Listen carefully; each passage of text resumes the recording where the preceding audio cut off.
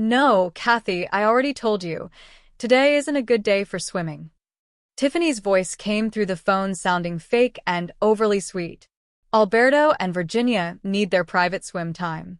You understand, right? Maybe you could try the public pool. I gripped my phone tightly as I looked at my kids. Their smiles quickly disappeared when they heard their aunt say no again. It was the hottest day of the summer, and my twins, Judy and Bruce, who are both 8 years old, had been asking all week to go swimming in Tiffany's pool. Tiffany, it's 90 degrees today, I said, trying not to lose my temper. The public pool is full of people. The kids haven't gotten to swim at your house even once this summer. They're your niece and nephew. Well, she replied, maybe if you taught them to be quieter, they could come over more often. Alberto and Virginia need peace and quiet. They're training for the junior swim team, you know. Of course, I knew. Tiffany talked about it all the time. Her 13-year-old twins were her pride and joy. She believed they were future Olympic swimmers who needed complete silence and space. No room for younger cousins splashing and having fun. I hung up the phone and turned toward Judy and Bruce. Judy's bottom lip started to tremble, and Bruce looked down, kicking the ground with his foot. They were both still in the swimsuits they had excitedly put on that morning, hoping today would be the day. I'm sorry, sweethearts, I said, pulling them into a hug. How about we go get some ice cream instead? It's not fair, Mom, Bruce said softly into my shirt. Why doesn't Aunt Tiffany like us? My heart ached. Tiffany had left my kids out many times before, but it never got easier. Every time they hoped for a fun day with family, they were let down again. Ever since Tiffany moved into her new house with a huge swimming pool, things had changed. What could have been a great place for family gatherings turned into something else, Tiffany's private world where only her rules mattered. That night, after the kids were in bed, I sat alone on the back porch, looking out over our big yard. It was quiet, and the air was warm. My husband, Logan, came out and sat next to me. He brought 2 glasses of wine and handed one to me. Rough day, he asked gently. I nodded. Tiffany rejected us again. He didn't say anything at first. He just put his arm around me, and we sat there together in silence. Maybe we didn't have a pool, but we had each other, and maybe that was the most important thing. I let out a long sigh and took the glass of wine from Logan. I just don't get it, I said. When did Tiffany become so selfish? We all used to swim in that pool when it was Mom and Dad's house. Now she acts like it's some fancy country club. Logan took a slow sip of his wine, thinking. You know, he said, I've been thinking about something. This yard of ours is actually really big. I turned to look at him, raising my eyebrow. What are you getting at? He smiled. Well, I've been doing some research lately. Above-ground pools are a lot better now than they used to be. And with my background in construction, I think we could build something really nice. Not just for us, but maybe, he trailed off. Maybe what? I asked. Maybe for other families too, Logan said. I've noticed we're not the only ones Tiffany has shut out. Remember Janice from down the street? Her kids aren't allowed at Tiffany's pool either. The Thompson twins were turned away last month, too. I sat up straighter. Ideas began to fill my head. Wait, are you saying we should build a community pool? One for all the neighborhood kids. Exactly, Logan said. It doesn't have to be anything fancy. Just a safe, fun place where everyone is welcome. We could keep it supervised and make sure it's open to all. I looked around our backyard. Before, it had felt too big, like something hard to take care of. But now it looked different. It looked full of potential. It would be a lot of work, I said. And probably expensive, Logan added. But I've got some savings set aside. And I bet if we talk to other families, they'd want to help out too. We sat quietly for a moment, then I smiled. We could really make something special here. Something that brings people together instead of keeping them apart. The next morning, I started calling neighbors. Janice was excited right away.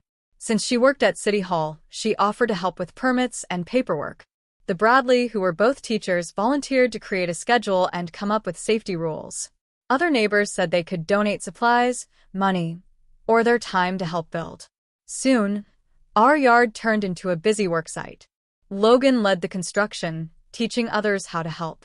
People stopped by every day, some with tools, others just to see how things were going. The sound of laughter and teamwork filled the air. In just a few weeks, our backyard started to change. What had once been an empty space became a place full of life, hope, and connection. We weren't just building a pool, we were building a stronger, kinder neighborhood. And for the first time in a long time, I felt proud. The kids were amazed by everything happening around them.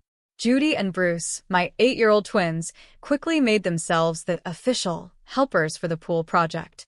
Logan had even bought them small hard hats, and they wore them proudly every day. They loved being part of the team. Each day, they spent hours in the yard, watching the pool take shape and cheering on the neighbors who were working hard to build it. Their sadness over Aunt Tiffany saying no again was slowly fading. In its place, a new feeling was growing, excitement. They no longer cared about being left out of Tiffany's pool. They were part of something better now. They were helping build a place where they and other kids would always be welcome. One Tuesday morning, while some volunteers were working on the wooden deck around the pool, I was staining boards when I heard a voice behind me. It was familiar, but unexpected. "Kathy, what's going on here?" I turned around and saw my mother standing there. She looked confused and surprised. Clearly, she hadn't heard about our project yet. "Hi, Mom," I said, wiping my hands and standing up straight. "We're building a pool." She looked around, taking in the busy scene. People from the neighborhood were working together, chatting, laughing, and building. Kids were playing in the grass nearby. Everyone looked happy. "A pool?" she asked. "But why? Tiffany already has a perfectly good one." I looked at her and replied quietly, "Does she? Because from what I see, a pool that doesn't welcome family doesn't seem so perfect."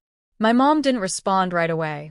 She stood silently, watching Judy and Bruce run by with a pitcher of lemonade. They were bringing drinks to the workers, their faces glowing with joy. They were proud to be helping, proud to belong. "They look happy," she finally said. "They are," I said. "Mom, this isn't just about swimming. It's about building something for everyone. A place where no child feels left out. A place where people feel like they belong." I watched as understanding slowly spread across her face. She was starting to see what this was really about. This wasn't just about a pool, it was about kindness, inclusion, and true family values. It was about showing our children that everyone matters. And this was only the beginning. The community pool project kept growing. What started because of Tiffany's coldness had turned into something beautiful. More neighbors came each weekend. They brought tools, supplies, and most importantly, their time and energy. They wanted to be part of something good. One morning, as I was going over some safety equipment orders, Janice came running up to me. She was nearly bouncing with excitement. "Kathy," she said, catching her breath, "you won't believe what just happened." I was at City Hall one morning, finishing the paperwork for our pool permits, when something surprising happened. While I was talking about the project, the director of Parks and Recreation overheard me. He came over, smiling, and said he loved the idea of our community pool. He told me they wanted to feature our story in the town's newsletter as a great example of neighborhood teamwork and unity. I couldn't help but smile. This was the complete opposite of Tiffany's pool, where only her kids were allowed to swim. Our pool wasn't even finished yet, but it was already bringing people together. That alone made it feel like a success. The backyard looked amazing. Logan had designed a big L-shaped pool, with a shallow and just right for younger kids. Around it, we built a wide wooden deck where families could sit, relax, and set up chairs or umbrellas. We even added small cubbies for storing pool toys and safety gear. The Bradley, our neighbors who were teachers, helped organize a volunteer schedule so parents could take turns watching the pool. Judy and Bruce were proud of their new roles. They had become the welcome team for the whole project. Every afternoon, they set up a little lemonade stand and offered drinks to the workers. They also kept a journal, writing notes and adding pictures of the progress each day. One afternoon, Judy came running up to me, holding the journal. "Mom, "Look," she said, grinning. "We got 10 more signatures today. That's 30 families who want to join our pool club." Pool club was what Judy and Bruce called the group we formed to help manage the pool. Unlike Tiffany's strict and private rules, our only expectations were that families followed safety guidelines and helped out when they could. Everyone was welcome, but not everyone liked what we were doing. One evening, as Logan and I were talking in the backyard about the final touches before filling the pool with water, we heard the sound of a car pulling into our driveway. I didn't have to look to know who it was. Tiffany. She stormed into the yard without saying hello. "What exactly do you think you're doing?" she snapped. I stayed calm. "We're building a pool for the neighborhood," I said simply. "A public swimming hole, you mean?" she scoffed. "Mom told me about it. Do you know how this makes me look?" I raised my eyebrows. "How it makes you look?" "I'm not sure what you mean." "Don't pretend you don't know," she said angrily. "You're doing this just to get back at me because I wouldn't let your kids interrupt Alberto and Catherine's training." I took a deep breath. I knew this conversation was coming, but I also knew something else. This pool wasn't about revenge. It was about kindness, sharing, and bringing people together. And no matter what Tiffany thought, I wasn't going to let her take that away. I was about to say something when a small voice spoke up behind me. "That's not true, Aunt Tiffany." We all turned to see Bruce standing there, holding his progress journal tightly against his chest. His voice was calm but strong. "We're building this pool so everyone can swim together. Nobody gets left out here." Tiffany's face turned red. "Left out? My children aren't left out. They're elite athletes. They need peace and quiet. They're focused. You wouldn't understand." Logan stepped forward and joined us. His voice was steady. "Actually," he said, "I think Bruce understands better than anyone. This pool isn't meant to keep anyone out. Even Alberto and Catherine are welcome to come swim here. The only difference is they'll have to share the space and be respectful, just like everyone else." Tiffany opened her mouth to say something, but no words came out. She looked like she had a lot to say, but couldn't find the right words. After a few seconds, she spun around and walked quickly back to her car. The yard went quiet again. Later that night, I found Judy and Bruce sitting on the edge of the new deck.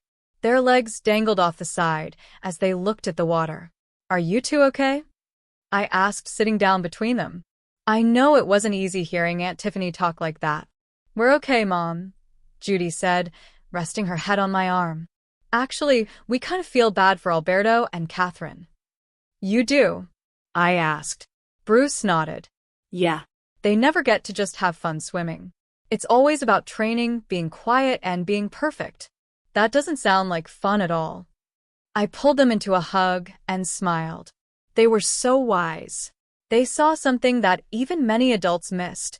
Tiffany's way of doing things wasn't just hurting others, it was hurting her own kids. All that pressure, and no room for fun or joy.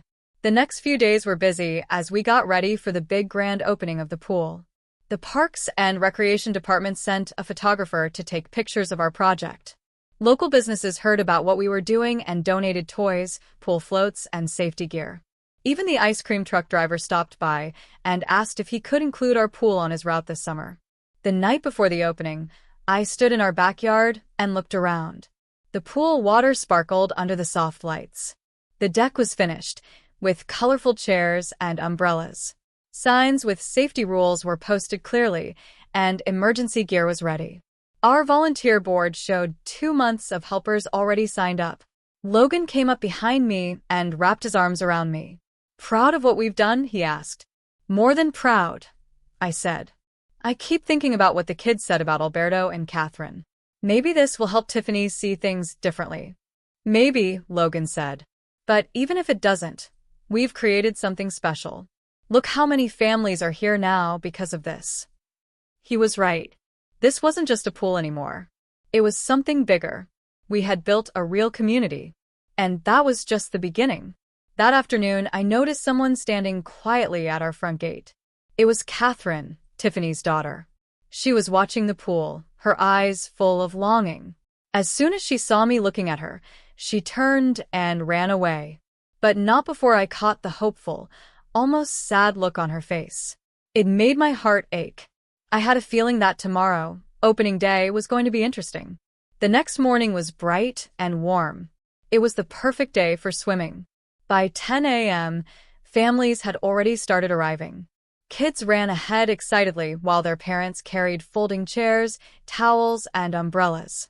Everyone was smiling and chatting, ready to enjoy the brand new pool. Judy and Bruce were so proud. They stood near the entrance handing out pool passes, simple cards they had helped design with names, emergency contact numbers, and the basic pool rules. Their faces lit up every time they welcomed another family. Watching them made my heart feel full. "Mom," Judy called out suddenly. "Look who's here." I turned and saw my mom walking through the gate. She looked a little unsure, but she wasn't alone. Behind her were Alberto and Catherine, Tiffany's kids. They stood close together, trying not to be noticed. They wore their matching swim team suits and looked a little nervous. "The kids really wanted to come," my mom explained softly when she reached me. "Tiffany had to go to a swim coach meeting. I thought maybe just this once." I smiled and bent down to Alberto and Catherine's level. "You're always welcome here," I said gently. "The only rules are to stay safe and have fun." Can you handle that? Both of them nodded quickly. I noticed Catherine was holding a simple pool toy, a soft foam dolphin. Usually, I'd only seen her with training gear like goggles, flippers, or resistance paddles. Can we just play?" Alberto asked carefully, as if he wasn't used to asking that question or getting a yes. "That's exactly what this pool is for," I said with a smile. Moments later, they were in the water, splashing and laughing with Judy, Bruce, and the other neighborhood kids. For the first time, I saw Alberto and Catherine just being kids, no coaches, no strict drills, no pressure. Just joy. The morning passed quickly in a happy blur of fun and laughter. Parents took turns watching the pool while others helped run games or hand out snacks. The ice cream truck showed up just before noon, playing its familiar jingle. It turned into a surprise party, with everyone enjoying a treat by the pool. Then, everything went quiet. Tiffany had arrived. She stood at the gate, her face hard to read. Her eyes searched the crowd and landed on her kids, playing Marco Polo with their cousins, laughing loudly, soaked in sunshine and happiness. I stepped forward, ready to talk to her. But before I could, Catherine's voice rang out clearly. "Mom, "Come watch." I learned how to do a handstand underwater. Tiffany's eyes locked on her daughter. Catherine pushed off the pool floor and flipped her legs up in a wobbly handstand. Not perfect, not polished, but full of joy. Something softened in Tiffany's face as she watched. Something had changed. "I haven't seen her smile like that in months," Tiffany said softly, almost like she was talking to herself. "They're still amazing swimmers," I said gently. "But they're also just kids. They need to have fun too." Tiffany didn't say anything for a while. She stood quietly, watching Alberto play volleyball with some of the neighborhood kids while Catherine showed Judy how to do a handstand in the water. Her eyes softened. "I thought," she began, then paused. "I thought I was doing the right thing. I thought pushing them hard would help them succeed. But now, watching them laugh like that." She looked at me, her eyes shiny with emotion. "I've been awful, haven't I?" to them." "To you, to everyone." "You haven't been awful," I said kindly. "Maybe just a little too focused on being perfect. But it's never too late to change." Just then, Alberto and Catherine shouted from the pool, "Mom, come swim with us." Tiffany hesitated. She looked down at her fancy clothes and heels, clearly unsure. I smiled and held up one of the extra swimsuits we kept for guests. "What do you say, sis? Ready to remember how fun swimming can be?" To my surprise and to everyone else's, she took the swimsuit and headed into the changing room. When she came back out, she looked different. Lighter. Happier. Younger.